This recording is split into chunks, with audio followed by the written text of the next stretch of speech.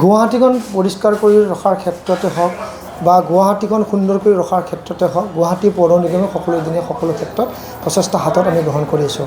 স্বচ্ছ প্ৰতিযোগিতা, স্বচ্ছ দুৰ্গা পূজা প্ৰতিযোগিতা বিভিন্ন ধৰণৰ ক্ষেত্ৰত পুৰস্কৃত কৰা ক্ষেত্ৰত বিভিন্ন ধৰণৰ আমাৰ পৰিকল্পনাৰে আমি গুৱাহাটীখন পৰিষ্কাৰ কৰি ৰখাৰ ক্ষেত্ৰত ব্যৱস্থা আমি গ্ৰহণ কৰিছোঁ।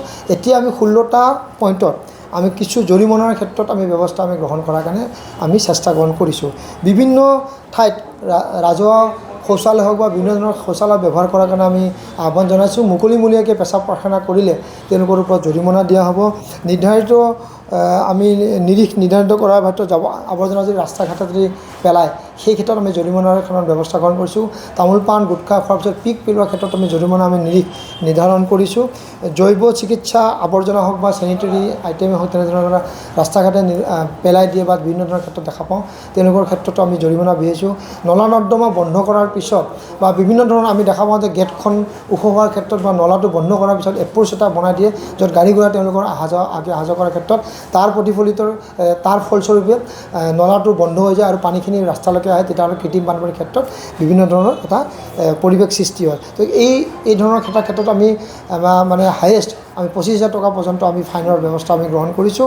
নলা নৰ্দমা জাবৰ জোঁথৰ পেলোৱাৰ ক্ষেত্ৰতো আমি দিছোঁ। এনেধৰণৰ বিভিন্ন ধৰণৰ ক্ষেত্ৰত জৰিমনা দিয়াৰ ক্ষেত্ৰত আমি ব্যৱস্থা গ্ৰহণ কৰাৰ ক্ষেত্ৰত গুৱাহাটী পৌৰ নিগমে আমি চিন্তা চৰ্চা কৰিছোঁ।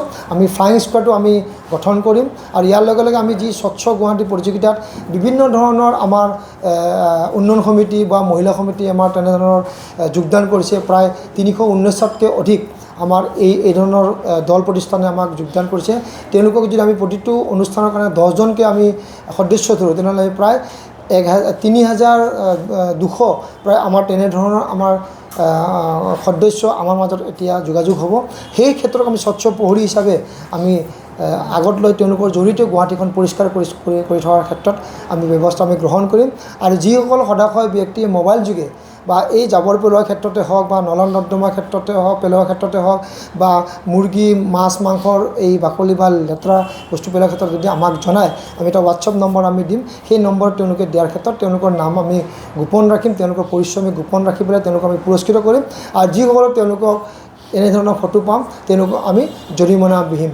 আৰু গুৱাহাটীৰ যদি স্থায়ী বাসিন্দা হয় তেওঁলোকক আমি জৰিমনাৰ ক্ষেত্ৰত আমি মানে ব্যৱস্থা গ্ৰহণ কৰিম। যদি জৰিমনা নিদিয়ে তেওঁলোকৰ হোল্ডিং নম্বৰতো তেওঁলোকৰ এই হোল্ডিং নম্বৰৰ টেক্সটটো আমি তাতে সংযোগ কৰি দিম। তাতো যদি তেওঁলোকে বাধা দিয়ে তেওঁলোকৰ হোল্ডিং নম্বৰ আমি তেওঁলোকৰ পৰা আমি বাতিল কৰি দিম। ইয়াৰ লগে লগে যিসকল ব্যৱসায় প্ৰতিষ্ঠান আছে তেওঁলোকেও যদি লেতেৰা কৰে বা ৰাস্তা ঘাটে জাবৰ জোঁথৰ পেলায় তেওঁলোকক আমি লাইচেঞ্চ পৰ্যন্ত কেঞ্চেল কৰাৰ ক্ষেত্ৰত আমি ব্যৱস্থা আমি গ্ৰহণ কৰিব পাৰিম। তো এই ধৰণৰ ব্যৱস্থা আমি চিন্তা চৰ্চা কৰিছোঁ। গুৱাহাটী পৌৰ নিগমৰ আইন আমি 399 এক্টত আমাৰ আছে, তেওঁলোকে জৰিমনা দিম। আৰু গুৱাহাটীৰ বাহিৰৰ মানুহে যি পিক ঠেকাৰ কেনেকৈ পেলায় তেওঁলোকো আমি জৰিমনা যদি আমাৰ ছবিত ধৰা পৰে তেওঁলোকো আমি জৰিমনা দিম। আৰু তেওঁলোকে যদি তেনেকৈ নিদিয়ে তেনেহ'লে পুলিচ প্ৰশাসনৰ আইনমতে তেওঁলোকক আমি জৰিমনা বিহিম। তো এই ধৰণৰ ব্যৱস্থাৰে গুৱাহাটীখন পৰিষ্কাৰ আৰু সুন্দৰকৈ ৰখাৰ ক্ষেত্ৰত এক ব্যৱস্থা গ্ৰহণ কৰিছোঁ। আমি জৰিমনাৰ দ্বাৰা আমি ৰাজহ সংগ্ৰহ কৰাৰ আমাৰ এইটো চিন্তা নহয়। গুৱাহাটীখন পৰিষ্কাৰ কৰি ৰখাৰ ক্ষেত্ৰতে আৰু সকলোকে জৰিমনাৰ পৰা বিৰত থকাৰ ক্ষেত্ৰত আমি আহ্বান জনাইছোঁ। তো এনেধৰণৰ কাম নকৰিব য'ত আপোনালোকে জৰিমনা ভৰিব। আৰু এই ধৰণৰ চিন্তাৰ চৰ্চাৰে যদি আমি গুৱাহাটীখন সদায় ৰাখোঁ তো নিশ্চয়কৈ গুৱাহাটীখন পৰিষ্কাৰ পৰিচ্ছন্ন হৈ থাকিব। গুৱাহাটী পৌৰ নিগমে চাফাই কৰে, লেতেৰা আমাৰ নিচিনা মানুহে কৰোঁ। যদি আমিও যদি চাফা কৰাৰ ক্ষেত্ৰত ব্যৱস্থা আমি গ্ৰহণ কৰোঁ তো নিশ্চয়কৈ গুৱাহাটীখন পৰিষ্কাৰ পৰিচ্ছন্নতা হৈ থাকিব। আৰু ইয়াৰ লগে লগে গুৱাহাটী পৌৰ নিগমৰ কামখিনি সুন্দৰভাৱে হৈ থাকিব। তো এইখিনি আমি চিন্তাৰ চৰ্চা কৰি আপোনালোকক আগবাঢ়িছোঁ। আপোনালোকৰ জৰিয়তে আমি সংবাদ মাধ্যমৰ বন্ধুসকলৰ জৰিয়তে এনেধৰণৰ প্ৰচাৰ আৰু প্ৰসাৰ কৰাৰ ক্ষেত্ৰত আমি আহ্বান জনাইছোঁ। আৰু ইয়াৰ লগে লগে গুৱাহাটীবাসী ৰাইজকো আমি আবেদন জনাইছোঁ যে তেওঁলোকে যেন গুৱাহাটীখন সুন্দৰ কৰি ৰাখে। গুৱাহাটী আমাৰ দায়িত্ব, আমাৰ যি আমাৰ এটা আমাৰ শ্লোগান আছে সেইটো যেন সকলোৱে আমি পালন কৰিব পাৰোঁ।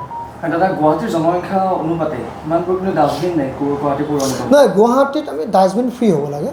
গুৱাহাটীত আমি যেনেকৈ ডাষ্টবিন আগতে আছিল আপোনালোকে যদি দেখিছিলে আমি কম্পেক্টৰত আমি ডাষ্টবিন তুলিছোঁ, কিন্তু চিটিখন ডাষ্টবিন ফ্ৰী হ'ব। কাৰণ ডাষ্টবিন দিয়াৰ লগে লগে প্ৰতিটো মুহূৰ্ততে প্ৰতিটো দিনটো তাতে জাবৰ পৰি থাকে, আমি চাফা কৰিব নোৱাৰোঁ। তেনেহ'লে দুপৰে জাবৰ আমি ঘৰৰ পৰা NGO দিছোঁ, আমি ঘৰৰ পৰা NGO দিছোঁ। আমি বিনামূলীয়াকৈ দিছিলোঁ, 2টা বছৰ আমি বিনামূলীয়াকৈ চলালোঁ।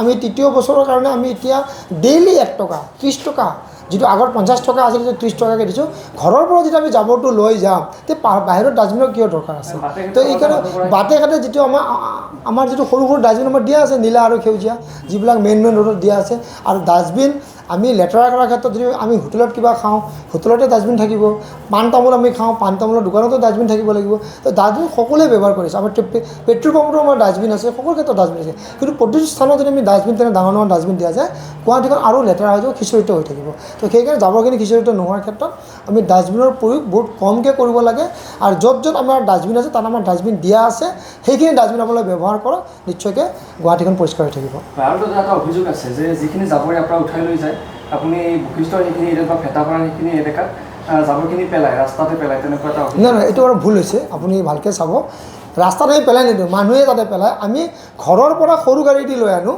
আৰু সেই ঠাইত বশিষ্ঠ হওক বা ত্ৰিপুৰা ৰোড হওক আমাৰ এইটো ট্ৰেন্সফাৰ পইণ্ট এইটো ডাম্পিং গ্ৰাউণ্ড বহুতো আপোনালোকে ডাম্পিং গ্ৰাউণ্ড কোনটো য'ত আমি ডাম্প কৰি থওঁ গোটেই দিনটো ৰাতিটো ডাম্পিং কৰি থ'ব লাগে সেই জাবৰটোৰ পৰা আপুনি গধূলি দেখা নাপায় বা দুপৰীয়া দেখা নাপায় তাতে সৰু গাড়ী দি লৈ আনি পেলাই তাতে থওঁ তাৰ পৰা আমি ডাঙৰ গাড়ী লৈ যাওঁ আৰু এইটো প্ৰতিটো চহৰত ভাৰতবৰ্ষৰ প্ৰতিটো চহৰত বা বিশ্বৰ প্ৰতিটো চহৰত তেনেকৈ ছিষ্টেম কৰে আমি যিহেতু গুৱাহাটী এটা আনপ্লেন চিটি আছে গুৱাহাটীত তেনেধৰণৰ জেগা আমি নাপাওঁ আৰু কালিও আমাৰ যেতিয়া প্ৰদ্যুৎ বৰদলৈ ডাঙৰীয়াৰ লগত আমাৰ সভা হৈছিল দিছপুৰৰ বিধায়ক তেখেতে আমি কৈছোঁ যে আমাক জেগা দিয়াৰ ক্ষেত্ৰত আপুনি ব্যৱস্থা গ্ৰহণ কৰক তেনেহ'লে নিশ্চয়কৈ আমি এইটো কৰি কৰিম সকলো ঠাইত আমি জাবৰ পেলাই থ'ব নোৱাৰোঁ এঠাইত আমি একগোট কৰোঁ তাৰপিছত ডাঙৰ গাড়ীত আমি লৈ যাওঁ সেইকাৰণে আমি তাৰ পৰা লৈ যাওঁ তেতিয়া আমি ভিতৰৰ পৰা জাবৰ আমি আনিব লাগে কাৰণ সৰু সৰু বাইলেন থাকে য'ত ঠেলা গাড়ী সোমায় ঠেলা গাড়ীটো আমাৰ গৈ পেলাইতো আমাৰ ডাম্পিং গ্ৰাউণ্ডলৈকে যাব নোৱাৰে বৰাগাঁৱলৈকে যাব নোৱাৰে তেওঁলোকৰ নিয়াৰেষ্ট বাই যিটো থাকে তাত আমি লৈ পেলাই আমি চাফ চিকুণ কৰিব পাৰোঁ সেইটো ক্ষেত্ৰত আমি বিভিন্ন ধৰণৰ এটা আমাৰ চিন্তা চৰ্চা হৈ আছে আমি ট্ৰেন্সফাৰ ষ্টেচন বনাইছোঁ আমি